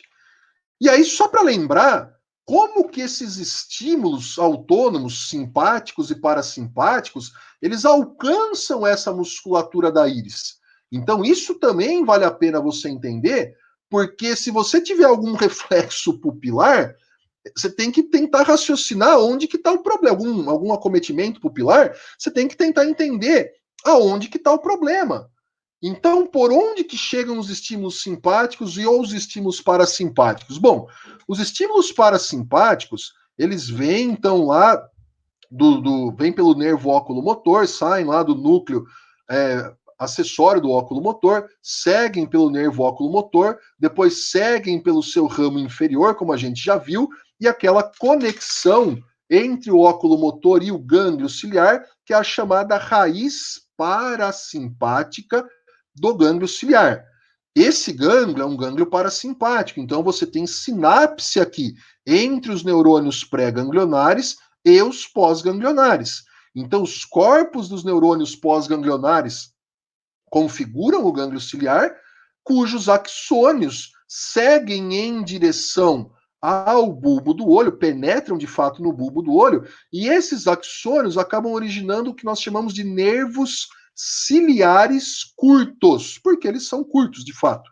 Né? Nervos ciliares curtos, é um curto trajeto entre o gânglio e o bulbo do olho. E depois eles seguem pelo interior do bulbo do olho, não vem ao caso agora, até atingir o músculo esfíncter da pupila e gerar a miose. Agora, nós não temos gânglios simpáticos na cabeça, mas nós temos inervação simpática de estruturas da cabeça. Por onde que chegam os estímulos simpáticos da cabeça? Ora, o início de tudo, então, esses estímulos simpáticos, os pré-ganglionares, eles partem da medula espinal, lá dos segmentos, né, T1, T2, às vezes T3, lá daquela coluna intermédia que acaba estudando na neuroanatomia, ou coluna lateral, que seja. Então, eles sobem pelo tronco, esses estímulos pré-ganglionares, eles ascendem pelo tronco simpático até o gânglio simpático mais alto que tem, que é o gânglio cervical superior. Ele está no pescoço, é um gânglio cervical. Então, ele sobe até o gânglio cervical superior, faz sinapse no gânglio cervical superior, e a partir daí saem fibras pós-ganglionares que vão que ficam ao redor, né? Elas formam uma malha, uma rede nervosa ao redor da carótida interna, elas pegam uma carona com a carótida interna para penetrar de fato na cabeça. Então elas vão acompanhando a carótida interna ao longo do seu trajeto, ao redor, né, da carótida interna, chamado de plexo carótico interno. Não podemos esquecer que a carótida interna também passa lá dentro do seio cavernoso, e esse que é o momento que essas fibras simpáticas elas vão seguir em direção ao bulbo do olho. Então, lá de dentro dessa parte, né, cavernosa, desse plexo carótico interno, as fibras elas saem do plexo carótico e formam exatamente uma raiz que nós chamamos de raiz simpática do gânglio ciliar, que vai em direção ao gânglio ciliar, mas passa reto pelo gânglio ciliar, não vai fazer sinapse aqui, pelo amor de Deus, passa reto pelo gânglio ciliar e aí segue através dos nervos ciliares curtos para alcançar também o bulbo do olho lá para o dilatador da pupila. Essa é uma via, mas tem uma segunda via de estímulos simpáticos que alcançam o bulbo do olho. Então, a primeira via é através da raiz simpática do gânglio ciliar, e ainda a segunda via, ainda aqui do interior do seio cavernoso, você tem fibras que se desgarram, né, do plexo carótico interno e caem lá na divisão oftálmica do trigêmeo, a primeira divisão dele, a divisão oftálmica, que também está passando pelo interior do seio cavernoso. Então, ela cai no nervo oftálmico, segue pelo nervo oftálmico, e depois um ramo do nervo oftálmico se chama, às vezes tem um, às vezes mais, são os nervos ciliares longos, os curtos, e o longo, ou longos, né, que são ramos do oftálmico, que também penetram no bulbo do olho e chegam lá para o dilatador da pupila. Então, você tem que conhecer esse trajeto, da onde que vem estímulo parasimpático, da onde vem estímulo simpático, porque se você tiver algum acometimento pupilar, tem como você raciocinar também o que pode estar acontecendo. Então, agora, já para ir para a parte dos reflexos pupilares, primeiro aqui, os parasimpáticos, existe um reflexo que a gente chama de fotomotor direto, né? Então, como que funciona esse reflexo fotomotor direto? Você pega um feixe de luz e incide diretamente, por isso que ele é fotomotor direto, incide diretamente no olho do paciente. O que você espera? Bom, você está jogando muita luz no olho do paciente, a pupila, né, a íris, na verdade, ela funciona como um diafragma que regula a quantidade de luz que vai penetrar no interior do olho. Então, se tiver muita luz, a pupila ela vai se contrair para impedir esse excesso luminoso que pode danificar a sua retina, e se você tiver um ambiente de pouca luminosidade, a pupila se dilata exatamente para permitir que aquele mínimo de luminosidade que você tenha naquele ambiente penetre no interior do seu olho e estimule a sua retina. Então, como o caso aqui é uma situação que você está jogando muita luz direto no olho do paciente, você espera que aconteça exatamente isso, que a pupila se contraia, que você tenha uma miose. Isso em situações normais é o que é para acontecer. E aí, estranhamente, né, de uma forma às vezes até surpreendente para algumas pessoas, o outro olho, mesmo ele não estando iluminado, não estando recebendo o feixe de luz, a pupila do outro olho também se contrai, porque ela entra em consenso com essa pupila que está sendo iluminada, que é o que a gente chama de reflexo consensual. Então, em situações normais, você tem o reflexo fotomotor direto no olho que está sendo iluminado e o reflexo consensual no olho que não está recebendo esse feixe luminoso. Agora, qual que é a explicação disso? Tá aqui, anatomia de novo, neuroanatomia de novo. Então, olha só, a gente estava lá com uma luz naquela nossa proposta, a gente estava com uma luz incidindo no olho direito. Então, a luz vai, estimula a retina segue. Agora a gente vai falar de uma via reflexa, hein? Presta atenção nisso. Segue pelo trato óptico. Aqui no quiasma óptico, ele funciona de maneira exatamente normal. Então, você tem lá aquela parte nasal da retina vai cruzar no quiasma, aquela parte temporal da retina vai manter do mesmo lado. Então, isso permanece. Então, você tem o nervo óptico, o quiasma óptico, que já cruzou para o outro lado. Aí segue pelo trato óptico. O trato óptico vai levar lá para o corpo geniculado lateral, até aí está dentro da via óptica normal. Porém, do corpo geniculado lateral, em vez de seguir pelas radiações ópticas para os lábios do sulco calcaríneo, não. Agora é a via reflexa. Do corpo geniculado lateral, ele vai seguir pelo braço do colículo superior.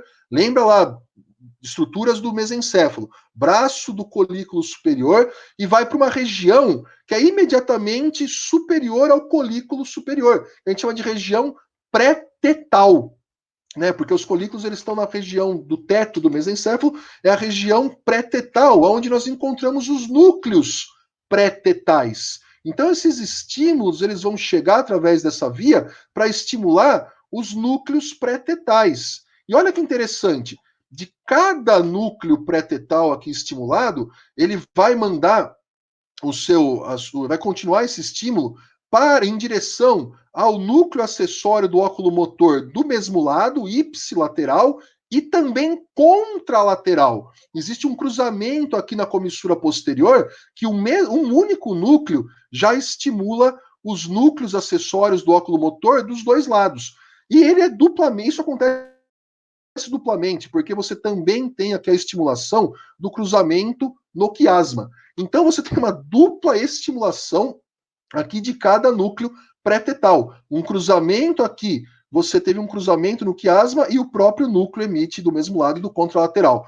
Com isso, você tendo aqui os dois núcleos acessórios do óculo motor dos dois lados estimulados, você tem a resposta toda exatamente igual para os dois olhos. Qual que é a resposta? Nervo óculo motor, aí o seu ramo inferior, sinapse no gânglio ciliar, e aí as fibras pós-ganglionares, através dos nervos ciliares curtos, vai lá para o músculo esfíncter da pupila fazer a miose nos dois olhos. Essa é a explicação para o reflexo fotomotor direto e para o consensual.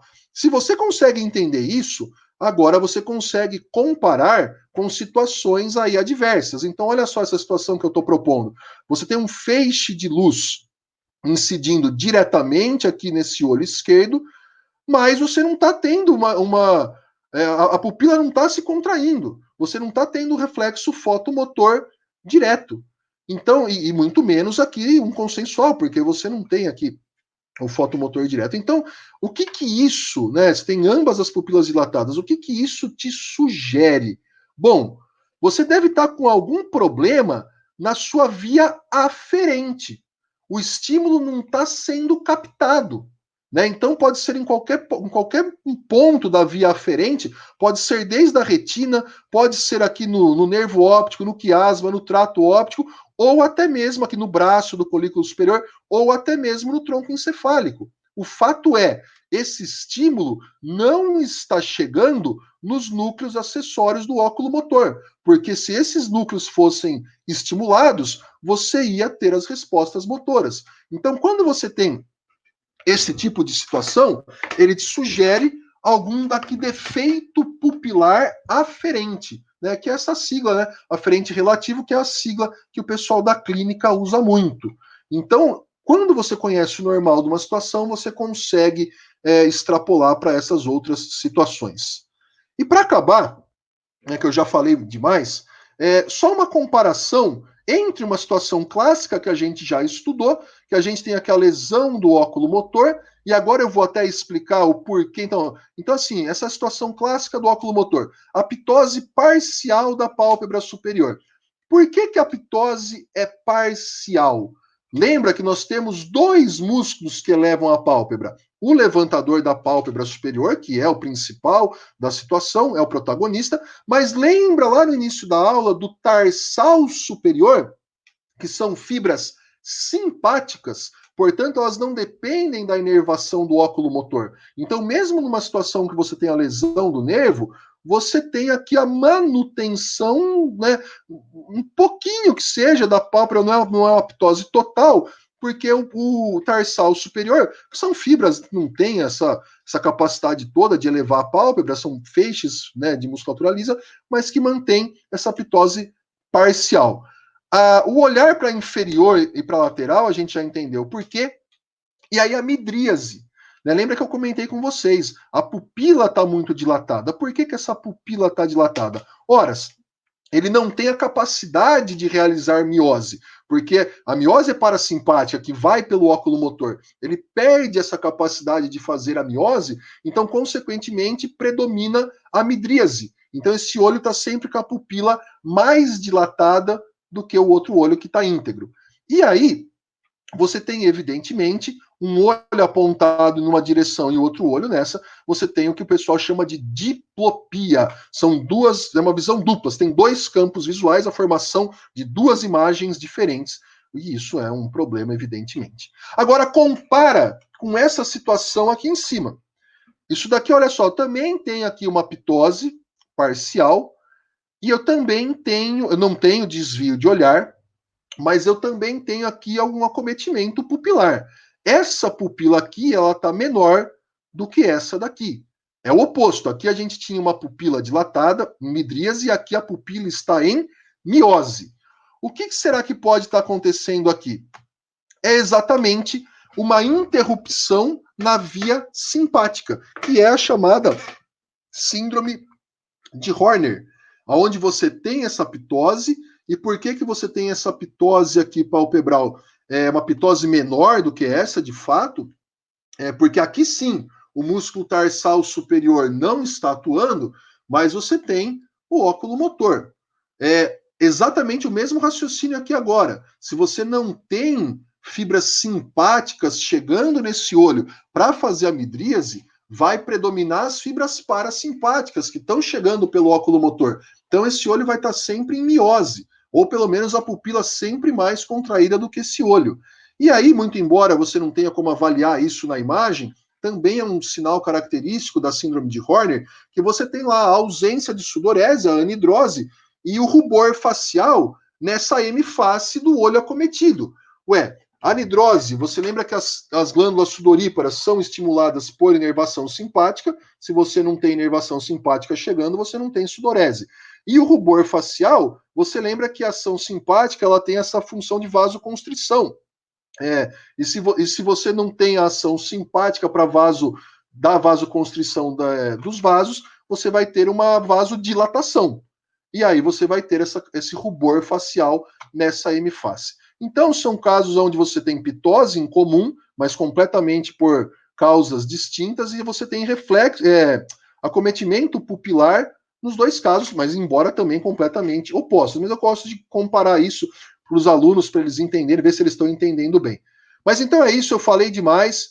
Essas aqui são as referências das imagens que eu usei ao longo da aula, foram vários livros, peguei várias imagens, mas está tudo aí, quem quiser depois observar melhor essas imagens, conferir esses livros, tem bastante coisa interessante a respeito desse assunto. Então, eu agradeço pela atenção, deixo aqui o meu e-mail de contato, caso alguém queira bater um papo, conversar, comentar alguma coisa que eu falei, enfim. Agradeço mais uma vez ao professor Flávio, foi um grande prazer e espero que eu tenha contribuído um pouquinho com o conhecimento de vocês. Muito obrigado.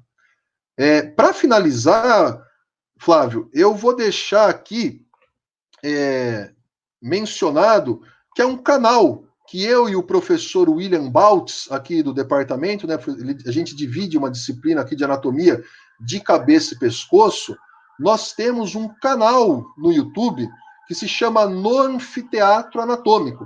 E também a gente tem o Instagram, que também é o mesmo nome, no Anfiteatro Anatômico. Então, nós produzimos vídeos de anatomia, a gente tem algum material no Instagram que a gente posta. Então, quem puder conferir, gostar, evidentemente, quiser aprender um pouco mais sobre anatomia, a gente tenta fazer um material bastante completo, com bastante qualidade, em peças anatômicas. Então, deixo aqui essa sugestão para as pessoas conferirem no Anfiteatro Anatômico, tá bom? Mais uma vez, muito obrigado pela atenção e pela paciência. Opa, que aula, hein, meu caro? E é isso, Muito obrigado, professor. espero ter ajudado. Muito obrigado em meu nome, em nome da Faculdade de Medicina da Universidade Federal de Mato Grosso. Eu gostaria mais uma vez de agradecê-lo por ter aceitado o convite, pela disponibilidade e por essa aula maravilhosa, completa, com embasamento. Aproveito para ratificar para todos que estão assistindo, seguir o canal no Anfiteatro Anatômico, que tem um material riquíssimo, de muita qualidade, produzido com muito cuidado e muito carinho. Eu acompanho esse canal e é sensacional. E é canais como esse que a gente precisa para divulgar a nossa amada anatomia. E para você que está nos assistindo, viram o que é uma aula de anatomia? Isso é uma aula de anatomia completa. Infelizmente, a gente tem vivenciado, né, o professor Eduardo, fizemos pós-graduação juntos, e fomos muito bem treinados, não só para trabalhar com anatomia, mas para amar essa ciência. E o que a gente vê hoje é um material de anatomia sendo divulgado nas redes sociais, no YouTube, com pouca qualidade, com muita superficialidade, com muita coisa errada sendo falado, e pessoas que têm muitos seguidores, enfim. Infelizmente, tornando a anatomia superficial, e você que aprende anatomia de maneira superficial, infelizmente, vai ser um profissional superficial. Anatomia não é fácil, anatomia é uma ciência linda, maravilhosa e complexa e completa.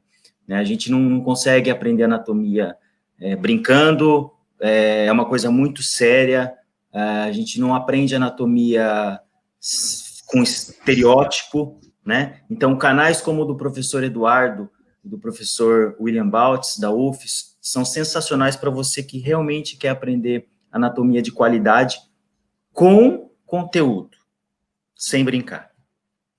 Canal fantástico, professor. Vocês estão de parabéns, você e o professor William estão de parabéns por esse canal, que, ao meu ver, não tem nada parecido no país no que vocês se propuseram a fazer, inicialmente com materiais mais de cabeça e pescoço. Eu desconheço, altíssimo nível. Recomendo mesmo.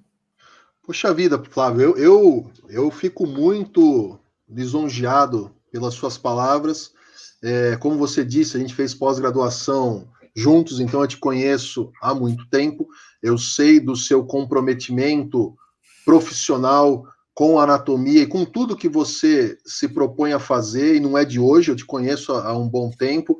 E então, recebendo essas palavras de você e conhecendo o seu canal também, né, o material que você produz para o canal aí da Faculdade de Medicina, que também é excepcional, eu recomendo muito para os nossos alunos. Às vezes a gente tem assim, que são assuntos um pouco diferentes, né? A gente foca mais a princípio na cabeça e pescoço, o seu tem alguns temas mais sistêmicos, e então eu recomendo muito quando eu preciso desse conteúdo mais sistêmico, porque é um material também de altíssima qualidade, completo, é irretocável. Então, recebendo esses elogios de você, realmente eu fico tranquilo que a gente está no caminho certo.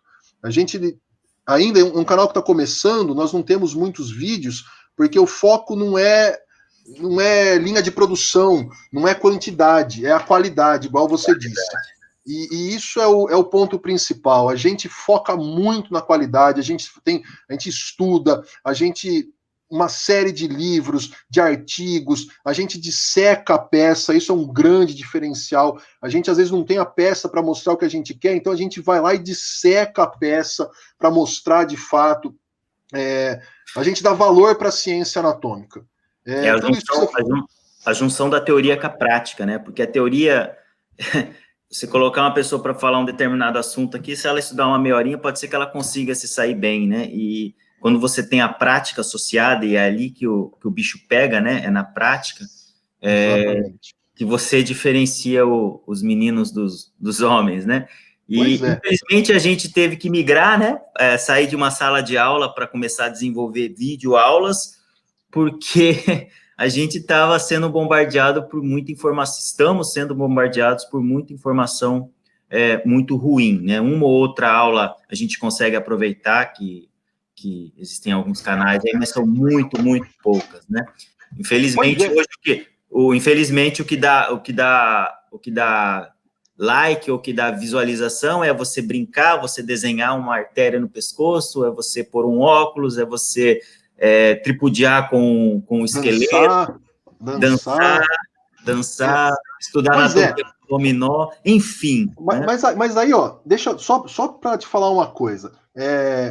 Os vídeos em si, assim, a utilização de vídeo que nós, como nós estamos produzindo, né, vocês aí também, é altamente recomendável. O vídeo em si é altamente recomendável. Eu até te mandei um artigo, depois até se você quiser deixar o link aí do artigo, não sei se é possível para o pessoal, aquele artigo que eu te mandei, né? E fala exatamente isso, que quando você vai buscar um vídeo para o aprendizado e o bom aprendizado, você precisa ter uma triagem. Porque assim, cara, a internet, ela dá espaço para todo mundo. Essa que é a verdade. Então, cabe muito ao espectador filtrar o que ele está assistindo. Né? Assim como, eu vou fazer um paralelo, assim como a televisão, ela acaba aceitando muita coisa. Então você pega aí, tem assim, esses jornais, tem umas puta palhaçada, o pessoal lá fica dançando, se fantasiando, falando de notícia trágica, brincando, você entendeu? Fazendo musiquinha. E aí vai muito do espectador, da audiência para esse tipo de informação, se ele vai querer consumir isso daí ou não. Né? Então, assim, aquele artigo que eu te mandei, ele é muito interessante, e no momento ele fala. Então, para quem pretende estudar anatomia por vídeos, tem que tomar muito cuidado. Tem que ver se esse vídeo, quem que produziu esse vídeo? Quem que é esse cara que está falando aí? Mas ele dá aula de anatomia? Qual que é a experiência que ele tem na anatomia? Né? Então, assim, até nessa época de verificar currículo Lattes, né? Daí, do ilustríssimo ministro, então verifica se essa pessoa que está falando com você tem um currículo Lattes, vê qual que é a experiência que ela tem naquele assunto que ela está falando, vê se ela tem publicação naquilo que ela está falando, se ela tem pós-graduação naquilo que ela está falando, se ela tem vivência naquilo que ela está falando, né? Então, e principalmente a gente que trabalha de fato em instituição né, federal e trabalha sério, a gente tem ainda o acervo anatômico, porque você usa peça anatômica, eu uso peça anatômica. Então, isso já é um diferencial por si só. Então, a pessoa que vai lá te mostrar uma videoaula mostrando só um slide, mostrando às vezes em peça de boneco e tudo mais, você já começa a perceber. Por que ele não está me mostrando numa peça real? Por que então eu tenho aqui um crânio de mentira que é todo colorido, é tudo mais fácil? Então vamos ver a peça de fato. Mas para encerrar, Flávio, eu acho que realmente a internet dá esse espaço para todo mundo e quem vai acabar fazendo essa triagem é o espectador. Quem que vai querer realmente... Eu lamento profundamente esse tipo de abordagem que está sendo feito. A anatomia não é isso, a anatomia não é superficial. Você falou muito bem, quando você é superficial nos seus estudos, você vai ser um profissional superficial. Se você brinca na hora de estudar, você vai brincar na hora de trabalhar. Então isso não é bom. Agora, eu vi uma charge, só para a gente encerrar, eu vi uma charge esses dias que era assim, era um rapaz, ele estava num circo, né? Ele estava na plateia de um circo, e ele estava lá, assim, aborrecido, né, de saco cheio, né, se achando ruim que o palhaço estava fazendo palhaçada. E aí a charge era a seguinte: não fique bravo, não ache, né, não fique descontente com o palhaço por ele ser palhaço, né? Porque ele está fazendo o que ele tem que fazer. Ele é palhaço, ele tem que fazer as palhaçadas. Você que tem que deixar de ir ao circo. Você entendeu? Então, vai muito do espectador. Se você quer consumir a palhaçada, tudo bem, é a sua conta em risco. Vai lá e assiste e consome a palhaçada. Agora, saiba que existe, realmente, se você está insatisfeito com a palhaçada, saiba que existe pelo menos coisa boa e séria para você também ter essa opção. Acho que é por aí. É isso aí. Boa essa conversa, porque a gente precisa sempre elevar a nossa amada anatomia, né? A ciência básica, fundamental para qualquer curso da área da saúde. Para qualquer especialidade. Professor Eduardo, muito obrigado mais uma vez, foi uma honra tê-lo conosco. Né? Eu que agradeço, Flávio. Parabéns por essa brilhante aula, sensacional. Eu que agradeço. Um grande abraço. Abraço.